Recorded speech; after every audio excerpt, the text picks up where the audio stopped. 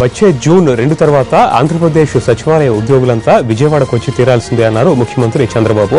జీతాల పెంపుతో సహా కోరిన కోరికల్ని నెరవేర్చామని, తాత్కాలిక బస ఏర్పాటుకు సిద్ధమేనని, ఈ పరిస్థితుల్లో ఉద్యోగులు కూడా పరిస్థితులు అర్థం చేసుకుని త్యాగాలకు సిద్ధం కావాలన్నారు సీఎం.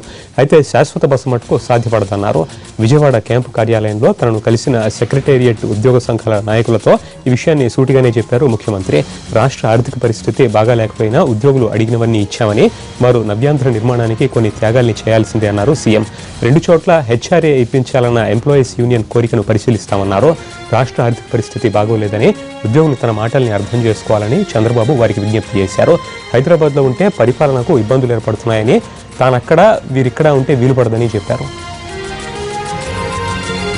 అమరావతికి వచ్చేందుకు అభ్యంతరాలు తెలుపుతున్న ఉద్యోగులతో ముఖ్యమంత్రి చంద్రబాబు ఒకంత సీరియస్ అయ్యారు కూడా. పూర్తి సమాచారం మా ప్రతినిధి దామోదర్ అందిస్తారు. దామోదర్, ఉద్యోగులతో ముఖ్యమంత్రి చంద్రబాబు జరిపిన చర్చల ప్రధాన సారాంశం ఏంటి? ఈ రోజు మొత్తం సచివాలయ ఉద్యోగులు కానీ, ఏపీ ఎన్జిఓకి సంబంధించినటువంటి అశోక్ బాబు కానీ వీళ్ళందరూ కూడా ముఖ్యమంత్రి చంద్రబాబు నాయుడిని కలవడం జరిగింది. అయితే గత నెలలోనే వీళ్ళందరూ కలిసినప్పుడు అపాయింట్మెంట్ ఒక్క నిమిషం మాత్రమే ఇవ్వడం జరిగింది. ఈ రోజు మాత్రం సచివాలయ ఉద్యోగులు ఏదైతే ముఖ్యమంత్రిని కలిసి ఏదైతే కోరికలు కేటాయించారో దానికి సంబంధించి మాత్రం చాలా ముఖ్యమంత్రి చంద్రబాబు నాయుడు సచివాలయ ఉద్యోగులతో చాలా సీరియస్ గా మేము మాట్లాడటం జరిగింది.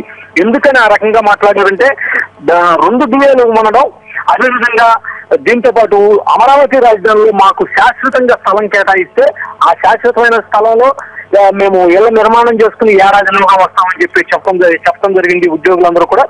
దీంతో చంద్రబాబు నాయుడు అయితే మాత్రం చాలా సీరియస్ గా రియాక్ట్ అవ్వడం జరిగింది. తాత్కాలికంగా బస అయితే నేను ఏర్పాటు చేస్తాను కానీ ఏ విధమైన పరిస్థితుల్లోనూ శాశ్వతంగా నేను మీకు వసతులు కల్పించడం కానీ ఇది కానీ నేను చేయలేను.